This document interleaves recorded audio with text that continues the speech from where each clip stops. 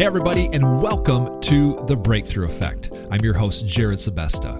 I've had two successful careers. First, I was an award-winning TV meteorologist, and then a financial marketing strategist. I was living the dream, making good money, but inside I was craving for something more, something bigger. So I stopped deferring life and I started creating exactly the life I was searching for. I doubled down on unlearning old mindsets and creating big breakthroughs for me and my family. And now I'm bringing that same transformation to you. Let's understand the rules of this game. Let's get clarity. Let's stop chasing and start becoming. This is The Breakthrough Effect. All right, today on The Breakthrough Effect, I'm talking with Jennifer Butcher, a mortgage and financing strategist with 25 plus years of experience who's guided hundreds of families through one of the biggest financial decisions of their lives. She also hosts a podcast called She Talks Money, dedicated to helping women and families unlock financial confidence and build real wealth through smart strategy. Jennifer reveals why most people approach money and mortgages from fear instead of strategy, and how to think like an investor even if you're buying your first home, and why financial literacy, there's a gap there and it's costing families hundreds of thousands of dollars in missed opportunities. Get ready for a breakthrough conversation all about building financial confidence and real wealth. Please welcome to the show, Jennifer Butcher. Jennifer, thanks for joining me today. Wow, that was an amazing intro. Thank you. It's great to be here. Well, I'm excited. I love talking about, mindset and wealth, and who doesn't like talking about money? I know that this is right in your wheelhouse. So I'm excited to have this conversation today. I'm going to start you off with just kind of a loaded question, so to speak. This will lead us deeper down some rabbit trails, and I'm excited for this. What's like a counterintuitive truth about mortgages and financing that most people get backwards? I think people think it's harder than it is. You know what I mean? I know I've been doing this a long time, so I know the process like the back of my hand, but I think people are afraid to even start. And I say this because I can't tell you how many people I talk to, and whether it's they're buying their first house or they've gone through financing and maybe they're talking about buying an investment property or a second home, and we just have a conversation about it, and all of a sudden they're like, oh, yeah, I didn't even think this would be doable, and now it's like that easy? I'm like, yeah, it is that easy. And then when you show them the numbers, that's the other thing. When you show them the numbers and how much wealth they can build through real estate, they're like awestruck. They're like, really? It's that easy? You know what I mean? And so I think I think people think it's really hard to get into just not just buying a house, but investing. And it's a lot easier than you think. And it can make you way more money than you'd imagine. What's that mindset shift? Like what is the thing? Because this is just me talking here, by the way, and I'm not in your business. So this is just me of living life for 47 years on planet Earth. Most people, as I mentioned in the intro, they live out of fear. Their posture is fear. They base decisions out of fear. I think most people wouldn't admit to that, but if you really dug deeper, you would find that. And then there's people where there's a switch that flips where they see it from a different angle. What's the mindset shift? Because I'm sure you've seen people where the light bulb comes on, and now all of a sudden, instead of the scary thing of buying a home, it's like, no, this makes total sense. I think it's laying it out so that they understand the process, taking it one step at a time, and then painting that picture for it. Like, most people are visual, right? And so when you can paint that picture, and we have tools that we use, but when I can show them the numbers and really tell them the story of what their life could be like. So here's the process. Let's make it simple. And then if you own this property, and then let's look at a chart and actually look at the numbers. And I ask them questions like, where do you want to be in 3 or 5 years? Or, you know what I mean? That type of thing. And when we show them, you could own this home and in 3 or 5 years have $50, $80, $100,000 in equity in a home. Where else are you going to get that money without doing anything? Like, literally, you're just paying your bill. You know what I mean? For where you live. Where else are you going to make that money doing absolutely nothing? And then like all of a sudden, that's, I think, the mindset shift that they're just like, oh, yeah, I want that. It turns into like, yeah, I want that. I can do that, instead of I'm afraid of that. And I think that's the shift. You have to like tell the story and take them on the ride with you a little bit and paint the picture of what their future could look like, and really how easy it is to get there. And then they start to believe that story instead of the fear around it. Sure. Yeah. I I want to admit I'm a Dave Ramsey protege. I've mentioned that on this show before. I was raised in fear, lack, and scarcity. I was raised with, trailer park, single mom, everything had a price tag. So I have a very defensive posture. And then I was introduced to Dave Ramsey in 2007. God bless him, does some incredible work. But I got to tell you that, and I worked the program and it worked great for me, but it really got me over to one side of the spectrum of like risk, where you play it super safe. And then I've read a lot of Robert Kiyosaki books. And in my opinion, you have like two sides of the equation. You have Dave Ramsey, like super, super safe. Yeah. We're only buying real estate with cash. No debt. And I mean, you buy real estate. He's a real estate fan, but only with cash, which with all due respect, and he's probably listening to the show, with all due respect, Dave, is crazy in today's world, right? And then you have a guy like Kiyosaki, who's like, I love debt, I love real estate. And what I have noticed is that the people who, the people who really build wealth, they tend to lean a little bit more Robert Kiyosaki, where they don't have dead money. They don't have a ton of equity in their home. They don't have let me rephrase that. They utilize the equity in their home. They utilize different strategies. They get creative. They're not afraid to deploy money. And this idea of moving money, having velocity of money comes into play. And I've seen it in my own life where it's like, if I just let this money sit, it sits there and it's fine. But when I start moving money, that's when things start to happen. What's your perspective on that? There's a word for that, Jerrid, and it's leverage. Once you understand leverage and people understand the difference between good debt and bad debt. I love Dave Ramsey. I don't agree with him, to your point, on his real estate strategy, because there's good debt and there's bad debt. And if you're not willing to if some people aren't willing to take on debt, they don't have $300,000 cash to go purchase a house, right? If you're not willing to take that debt on to buy that house, you're not going to get anywhere. So if the debt that you're taking on is earning you more money or appreciating and going up in value, that's good. You know what I mean? But it's understanding the difference. And then, yes, having the knowledge on how to leverage once you get properties like that, if it's properties, for example. So if you buy a property, then being able to build equity in that and then leverage that equity to then build a portfolio that's bigger. And then, it can it's like compound interest. It's kind of a complex idea, but once you understand it, you're like blown away and you're like, wow, that would really work. So I think leverage is the key to building what you just talked about. Yeah. I mean, it makes sense because, again, if you come from the traditional route, it's like, well, I got to save up, $500,000. Well, that takes so long that you're missing out on opportunities. Yeah. I know you talk about that because time wasted is money wasted, so to speak, right? So like, people that maybe hear this and are like, they come from more of a traditional route, a little more safe. A little more safe. And again, I also agree with a lot of Dave Ramsey stuff up until baby step number 4. Once you get to baby step number 4, then all of a sudden, wham, the waters shift on how to truly build wealth, right? And how to leverage debt. Obviously, there's two very different mantras on that. But speak to people who are, again, fall into that conservative side, who couldn't ever imagine like leveraging debt because it's so scary. What's maybe just a shift they can make or something they can do to kind of explore that side that would open up their financial future? Yeah, I think, to your point, take small steps. Let's say, for example, you're renting right now. Okay, you're paying your landlord. That money's not going anywhere. So start small and you have to live somewhere anyways, right? You have to pay a landlord or your mortgage. So buy real estate instead of rent. And then see what happens there. See what happens with that property. And once it's just like when you make an investment in your 401k and you get your quarterly statement and it's exciting to open it and see it's higher than it was last quarter when I got my statement, right? Like over time, you're going to know your property value goes up, your balance on your mortgage is going down. And all of a sudden you see the money the wealth that you've built by owning that property. And I think that helps shift people out of fear and into their eyes being opened to bigger and better possibilities. So be responsible before it. Like if you have debt, to your point, like take the steps of like paying down debt as well.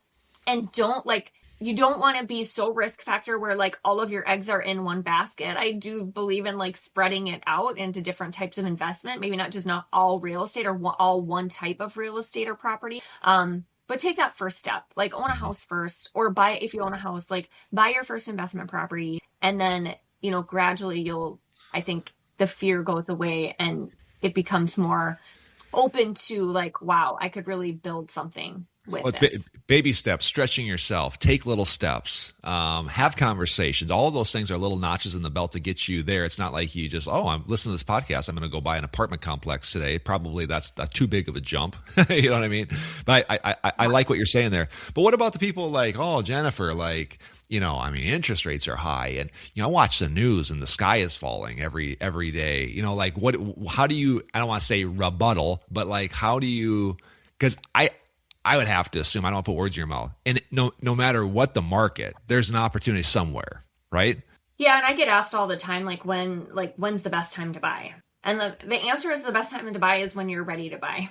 You know what I mean? Like, I'm in this business. I know it inside and out, and I've never timed the market perfectly. You know what I mean? It's like, the market was perfect in hindsight, not like exactly when it was happening. So the right time to buy, whether it's buying the house you're going to live in or your investment property, is when you're ready and you feel comfortable. If you can afford the payment and you have it down on how to have a renter, or, you know what I mean? And you're comfortable with the numbers, like, then what's holding you back? Nothing should hold you back, because I don't think we're in a market where home prices are going to crash. We're not in that kind of an environment. So I think that the right time is when you're ready. Just be knowledgeable and start slow and take that first step and kind of see how it goes from there. I was talking to a gal yesterday and she was like, well, I thought I was going to go full time, but I'm not going to quite go full time yet. And that might not be until fall. Like, can you just talk us through like what the timing is? And I always tell people it comes down to like the monthly payment, right? If you're comfortable with the monthly payment and the out of pocket,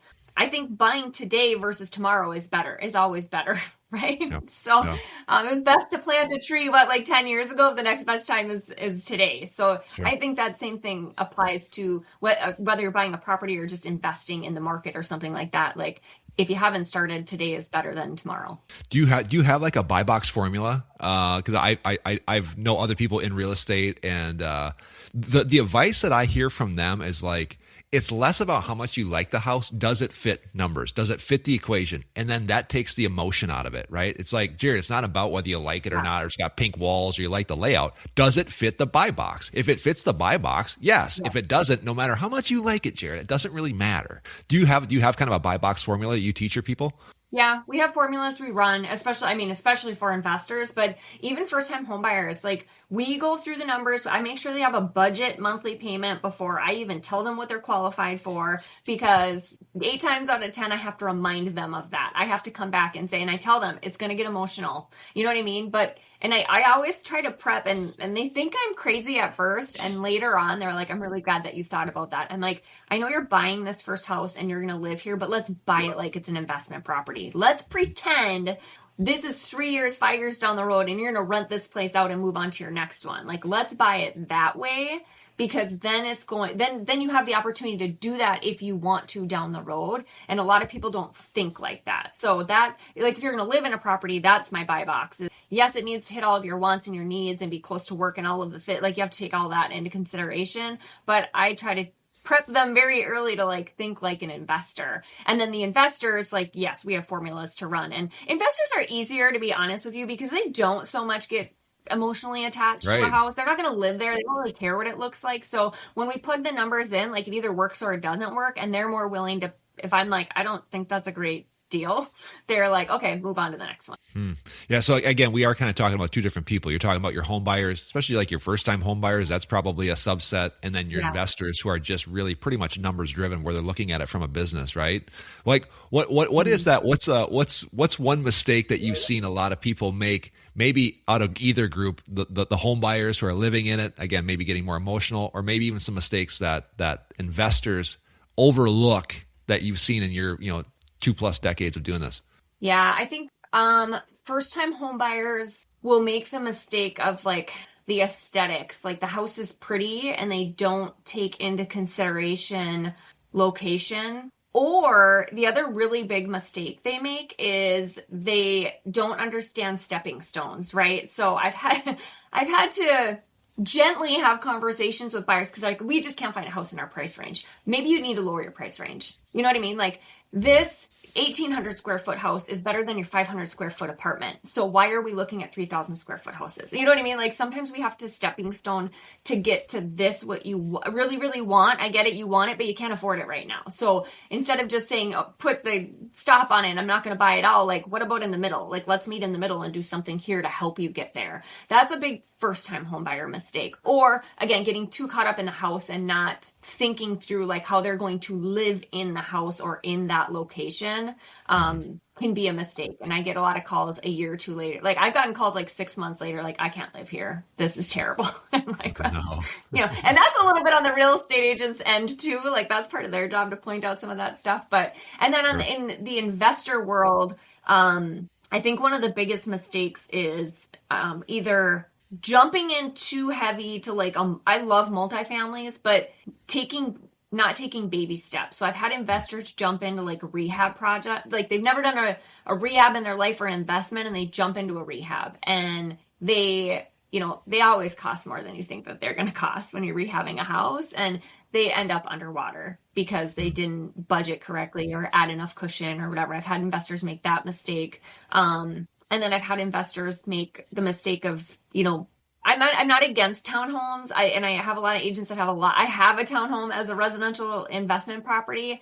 So I also am really wary of people like with associations. Like when there is another party involved that you don't have control of, like you really have to think about that when you're an investor, because like we own our townhome. We've owned it for 25 some years, something like that. And they, all of a sudden we're going to switch it to like limiting investors in their investment properties. And that would have impacted us and possibly forced us to sell that property. And I was like, no. So I think just really being aware of the association and the rules, if you're buying that type of property, can avoid some big issues. If I scroll Instagram, you're constantly getting yelled at by influencers like, get into real estate, buy real estate, don't invest in the stock market, real estate. In your opinion, should everybody be in real estate, or does it take a certain type of people to be able, I don't want to say to handle the stress, but be able to handle the risk? You know what I mean? That's like saying like, should everybody be a business owner? Well, I mean, probably not, because it takes kind of a special soul. Is you look at it the same way with the way that you look at building wealth through real estate? I do, because I think that people think that they can make quick money in real estate, especially some people in the last few years, because we saw double-digit appreciation rates there for a handful of years when the rates were 2% and 3%. And I think some people still have that mindset, like, I'm going to make quick money. Real estate is like your 401k. Like, it is a long-term investment. Now, there are other opportunities. Once you're more experienced and you want to do a flip, or you want to maybe do, again, it's like not putting everything in one basket. There's like different investments between real estate, the stock market, and that kind of thing. But then there's different, just within real estate, there's different types of investment, and you can make sure that you have a balanced portfolio so that if short-term rentals kind of tank, you still have some long-term rentals to kind of help make up for it. You know what I mean? I knew a guy, I had a client, a great client and he, like, talk about someone that timed the market, man. He timed it. He did time it perfectly. He got in and bought Airbnbs in like the best, like, touristy type spots. So like just outside of Nashville and some in the mountains. And like, he just like one year decided in a couple of year period of time, he went and bought like 5 or 6, great properties.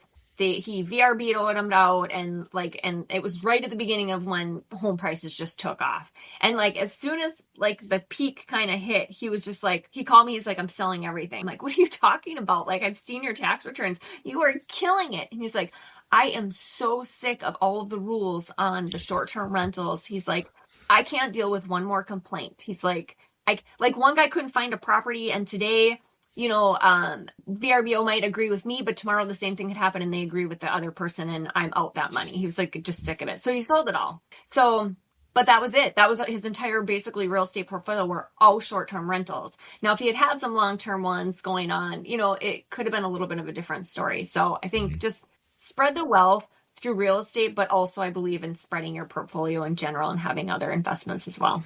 So if I hear you correctly, this is long-term play, baby steps, Yeah. baby steps, baby steps, baby steps. Yeah. Again, most people are coming from the mantra, again, we're kind of trained to think like, everybody should have a home, and, you go the traditional route, and chances are you're buying your first home traditionally, right?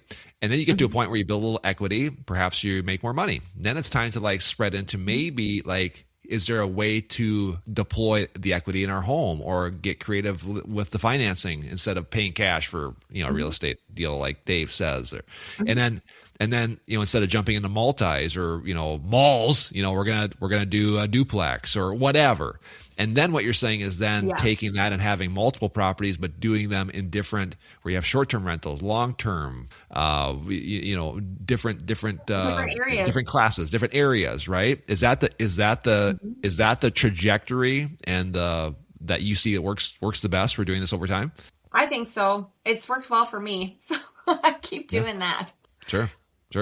It's interesting. I'm going to ask you a question, and I wasn't planning on asking you this question, but I want to know where you're at, and I think this is a really interesting mental exercise for people to understand about their tolerance for risk and how they view money. If I were to give you, probably heard this, Jennifer. If I had a bottomless pit of money and I could give you as much money as you possibly wanted, how much at 0%, no strings attached, no gotchas. How much would you take, and how long would you take to pay me back? So think about that. I'll put you on the spot here. So if I could give you a bottomless pit of money at 0% interest, how much would you take? And again, there's no gotchas. It's not a trick question. It's like you pay taxes on or anything like that. Yeah.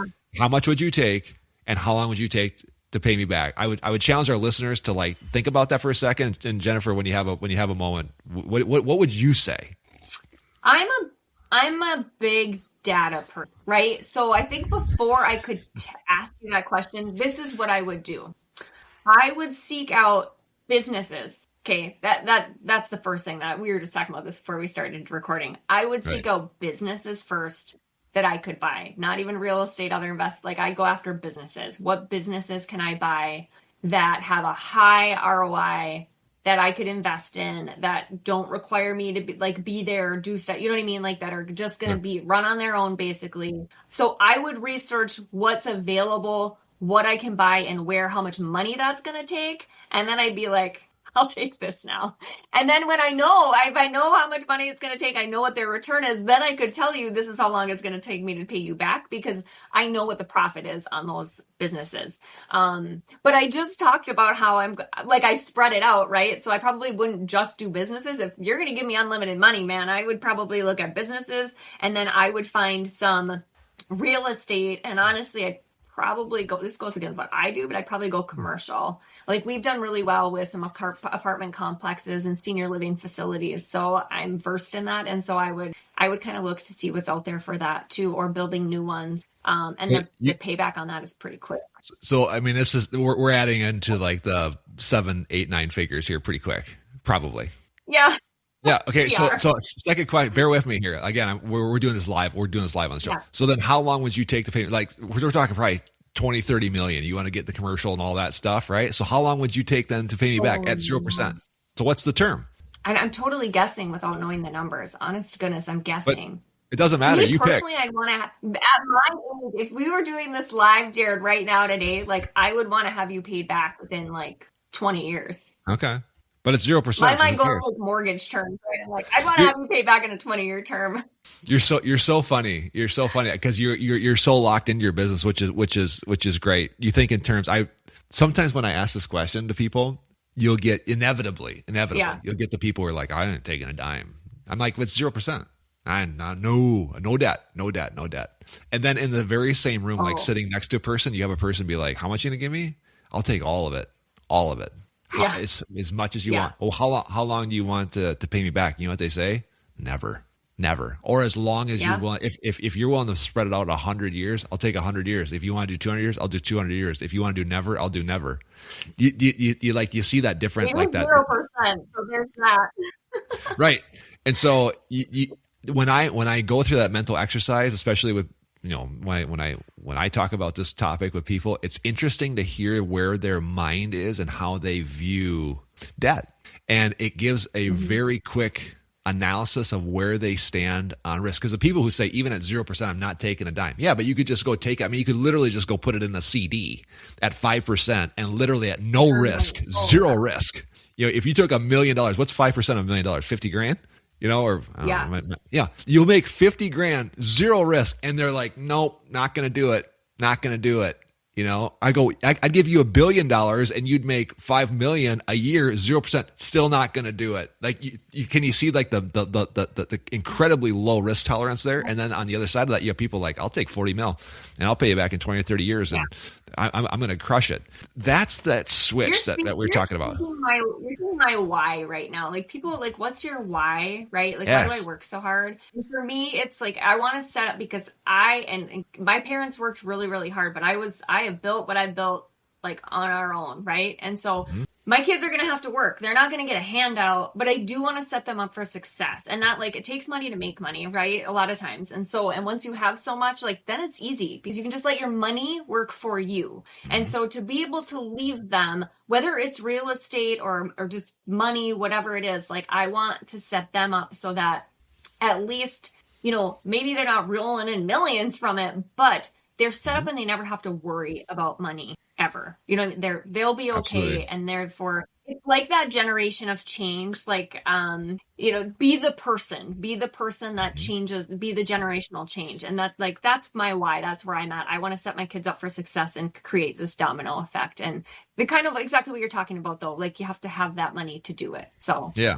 I agree with you. And I have kids, I think similar ages as you, and I don't want to poo-poo jobs, but I want to instill in them a mindset where they look at life and money different than when I looked at it.